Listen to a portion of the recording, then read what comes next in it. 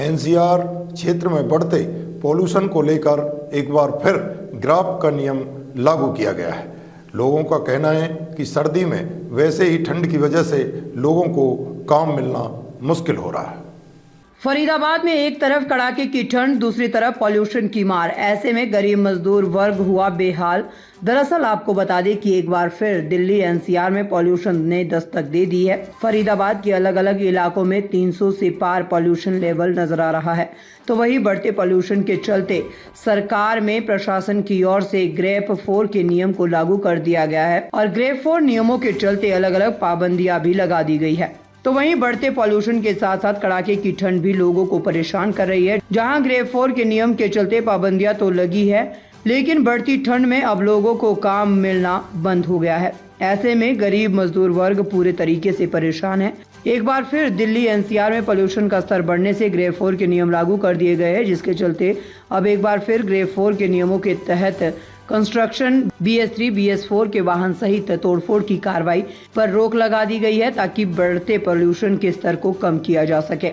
तो वही फरीदाबाद के अलग अलग इलाकों में पॉल्यूशन के स्तर 300 के पार पहुंच गया है, जो कि कहीं न कहीं बेहद ही गंभीर विषय है। और इसको देखते हुए जहां एक तरफ स्कूलों में एक बार फिर 10वीं और 12वीं की कक्षा को छोड़कर सभी क्लासों को ऑनलाइन पढ़ाई शुरू करने के आदेश जारी कर दिए गए हैं, तो वहीं इस बढ़ते प्रदूषण के स्तर से छोटे बच्चे बीमार होने लगे हैं और बुजुर्ग परेशान हैं। आंखों में जलन, खांसी जैसी समस्याएं उत्पन्न एक बार फिर से होना शुरू हो गई है।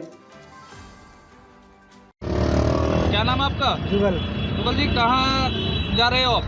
17 सेक्टर रहते हैं IMT में। IMT में रहते हो, क्या करने जा रहे हो? बेलदारी करते हैं। बेलदारी करने जा रहे हो। तो क्या जिस तरीके से कड़ाके की ठंड पड़ रही है, तो ऐसे में क्या काम मिल पा रहा है? नहीं मिल पा रहा। नहीं। कितनी परेशानियाँ हो रही है ठंड जिस तरीके से पड़ रही है? बहुत परेशानी हो रही है। आज सुबह से कोहर जो पड़ रहा था उससे कितनी परेशानी हो रही है? बहुत परेशानी हो रही है। ठंड हो रही है। क्या नाम है जी आपका? सुभाष जी। सुभाष जी, क्या करते हो आप? ऑटो चलाता हूँ सर। कितने बजे निकले थे सुबह घर से? 6:30 बजे निकला था। आज सुबह से कोहरा पड़ रहा है, तो कितनी परेशानी हो रही है? ठंड की अगर बात की जाए तो ठंड से क्या दिक्कतें हो रही है आपको?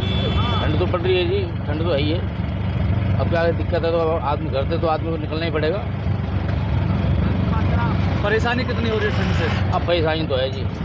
बच्चों की अगर बात की जाए, बड़े बुजुर्गों की बात की जाए, जिस तरीके से कड़ाके की ठंड आज सुबह है, तो ऐसी ठंड से कितनी दिक्कतें होंगी? बहुत दिक्कत आएगी। देखो बुजुर्ग आदमियों को, बच्चों को लिए तो देखो बहुत ज़्यादा परेशानी होती है, इसमें दिक्कत आएगी। आपको ऑटो चलाने में कितनी दिक्कतें आ रही हैं? बहुत दिक्कत आ रही है, हवा लगती है।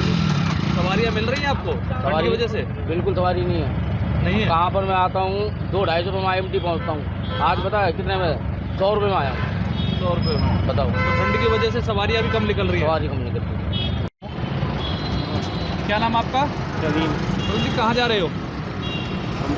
कंपनी जा रहे हो। आज सुबह से कड़ाके की ठंड पड़ रही है, देख रहे हैं कि दस्ताने और टोपी भी सर पे लगाया हुआ है, तो कितनी परेशानियाँ हो रही हैं? ठंड पड़ रही है तो ठंड से तो परेशानी होती है। अच्छा, आज सुबह से कोहर भी पड़ रहा था, इससे कितनी परेशानी हुई है? अभी तो मैं फिलहाल घर से निकला हूँ, तो कोहरे की नहीं पता मेरे को। अच्छा, लेकिन ठंड है? हाँ, ठंड है। अगर बुजुर्ग और बच्चों की अगर बात की जाए तो उनको कितनी परेशानी होगी? क्योंकि जिस तरीके से सुन्न वाली ठंड है, हाथ पैरों को सुन्न कर रही है। तो बच्चों के लिए परेशानी होगी, क्योंकि हाथ अगर ठंडे होंगे तो वो कुछ लिख भी नहीं पाएंगे। तो परेशानियाँ हो रही हैं ठंड बढ़ने से? हाँ।